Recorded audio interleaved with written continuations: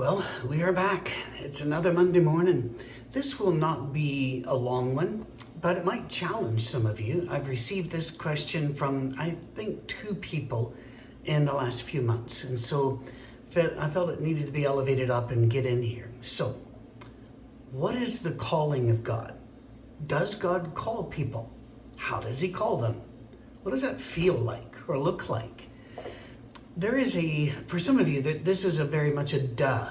Of course God calls people, but you need to be aware that there is a substantial percentage of Christians who are very, very suspicious of any inner calling or supernatural event, because these things cannot be measured, they cannot be quantified, it cannot be proven. Therefore, how do we know it's not just wishful thinking? I'll give you an example. I had a very good friend, and he was a good friend, and he's probably listening to this, in which he goes, I use this story. He had this thing that bothered me, and that was he constantly talked about what God told him and what God led him to do. Now, why would that bother me? It's because it was everything. I mean, we'd go to the hospital to visit, and oh, what a great spot. Thank you, God, for giving us this spot to park in.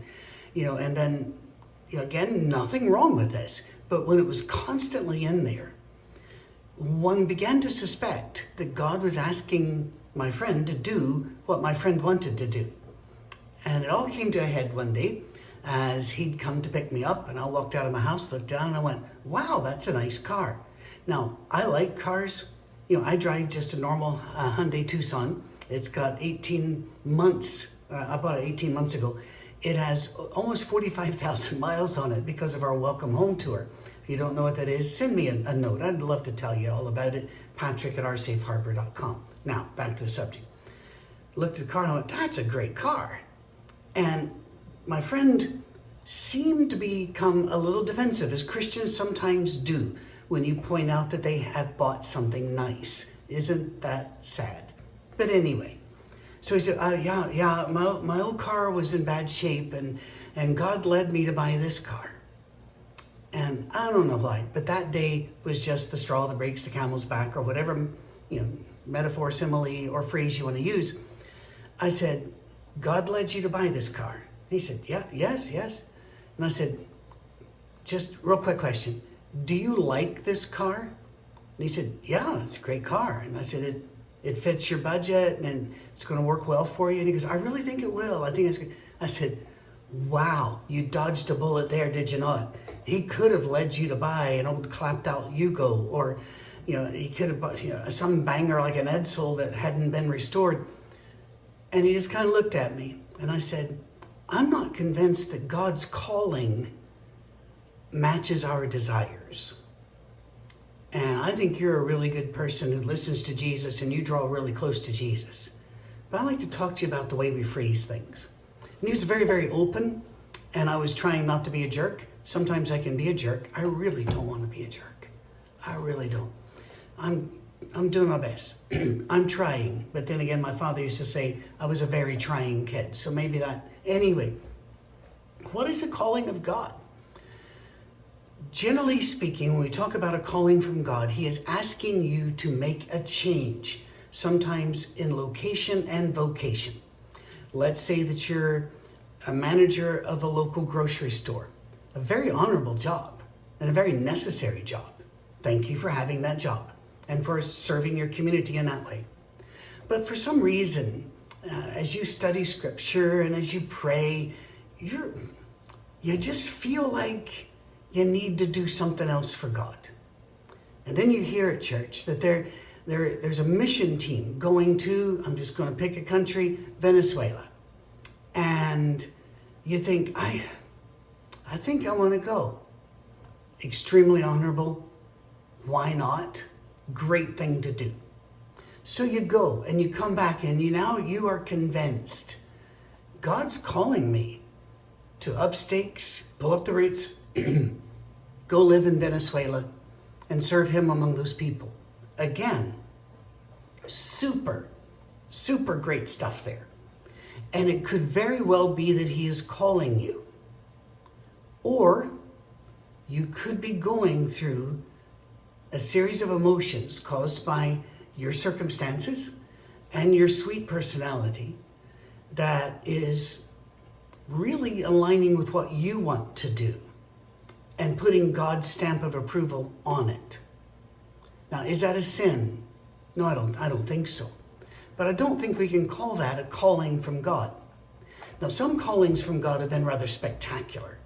You know, Martin Luther famously, lightning and a storm was cracking all around him, and he promised God, I will serve you if you let me live. That's kind of a calling. But how about Paul? Paul, I guess, is just minding his own business, but in a dream, a man from Macedonia said, please come to Macedonia and help us. Paul interpreted that as a calling from God, and I have no reason to doubt that at all. It seems like it turned out really, really well for the Macedonians and for Paul, and that's a good thing. But it was out of his way. It wasn't where he wanted to go. He was headed somewhere else. And that's kind of a clue to me. When a calling of God scares you, that's when I would pay attention. Or when a calling of God frustrates you. Now for me, I've had, obviously, a life serving Jesus in various different ways. And I say obviously not because I'm just such a super Christian, but rather you can track me, and I've been involved with faith things and church things and teaching all my life, even when I didn't want to. And that's the thing. I won't go through all of the story because we just don't have that time for a Monday morning. But the fact is, I never wanted to be a minister, ever. I didn't train for it. I didn't get degrees in it. I wouldn't be qualified to teach at any college, much less a church-based college, any book, any Bible, theology, or the like, because I don't have the degrees that the state and institutions and accrediting institutions require, and for good reason. They require these things. All of my knowledge and work with God has been done through wrestling God, because I was prepared for a life in science and still work in that. And I was prepared in a life of therapy, not doing it personally, but gauging results and devising instruments to be used. By the way, instruments in therapy aren't like those little crook things Dennis shove in your mouth. These are testing modalities. These are papers and forms and processes, right? So I didn't want you to think I was hooking people up to electrodes. I wanted to play music. I wanted to do anything but. Because I was raised by a father that was so committed to his church and his ways of doing things that we didn't get much time to play. We didn't go to parties. We didn't do the big birthdays. We didn't do any of that, because if you tried, you'd be shamed, because it's work for Jesus, work for Jesus, work for Jesus. And as soon as I could get out of that, I did. And I wanted nothing. And by the way, I can remember the first time talking to my dad saying, I would rather study this. It was an awful day. He went and grabbed a suitcase and threw it at me and said, get out. If I wasn't going to be a minister, get out of his house. So naturally, I didn't want to be a minister. And I kept trying not to be. Even when we returned to America in the mid to late 80s, I was determined not to be. And through a story we'll have to share sometime, but it would take like 10 minutes to even tell the short one, I ended up speaking again at a church. And then the next week, and all of a sudden, I'm there 9 years. Even though I'm doing my therapy work, I couldn't get away. And so I started to go away, and what happens? Boom, back in. When we left Colorado back around, 2011, I was done. And then a church here in Franklin, Tennessee asked me to come. Tremendous blessing. Oh, see, that was 2014. Sorry, 2014. Tremendous blessing. Loved my work there. And when that was ended suddenly on me, started this. But even at that point, 2.5 years ago, I thought, well, I guess I'm done.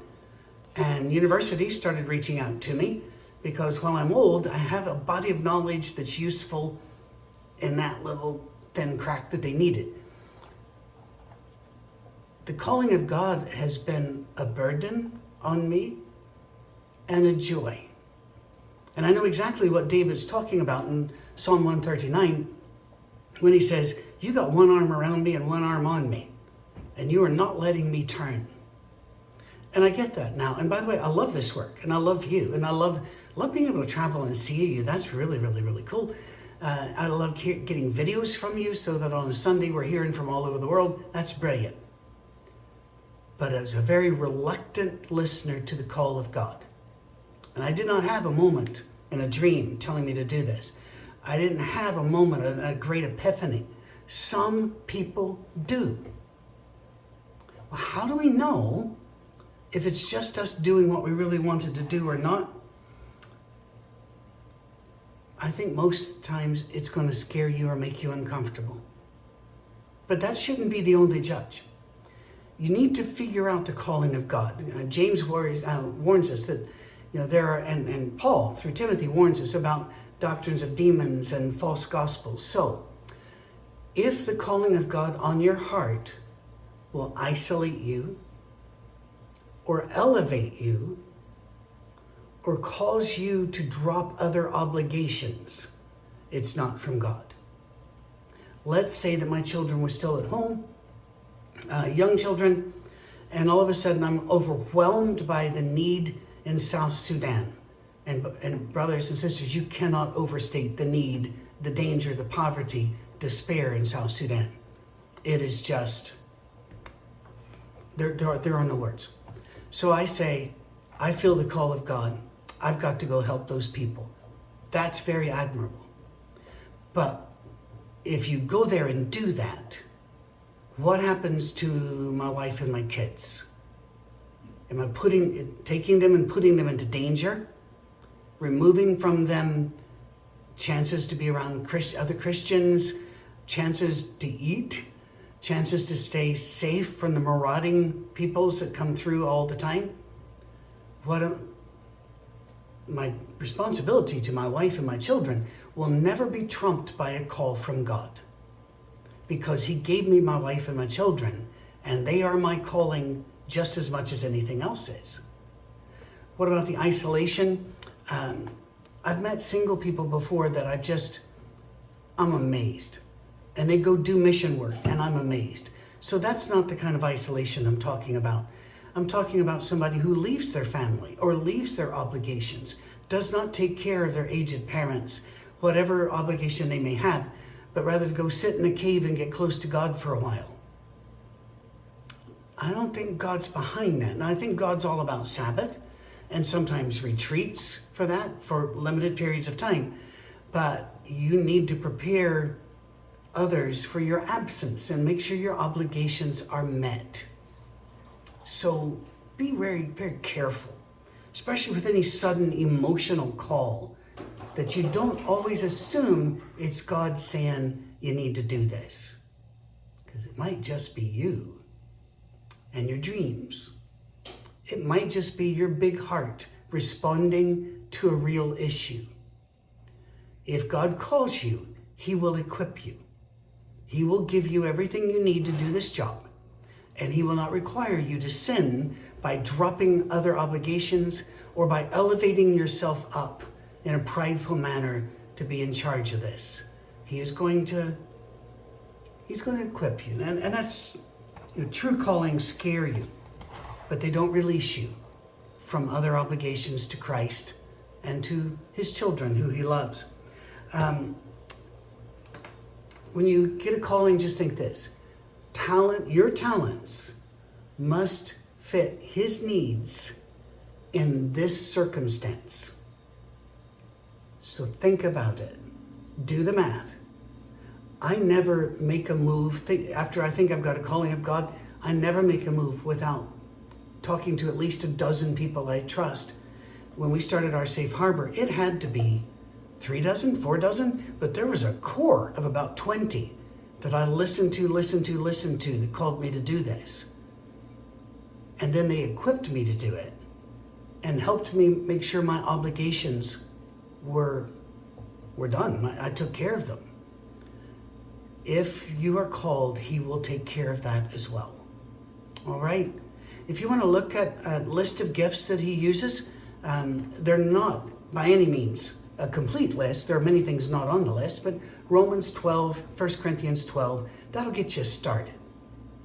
So listen to it. He may send you somewhere, but it's probably going to be a little surprise to you. And by the way, what about you, just real quick? You've never received a call from God. You don't think you're going to get a call from God. You don't know, but God's not going to fail. He is going to use you where you are with what you've got around the people that are there to do exactly what he wants done. So instead of thinking about what you would do if God called you, open your eyes and do what you can now. All right. Follow-up questions, you know how to send them. info@oursafeharbor.com. Thank you for those of you who give and subscribe and share this. We've been hung just below 3,600 subscribers for so long. Help us pop over that ridge, would you please? God bless. Talk to you next time.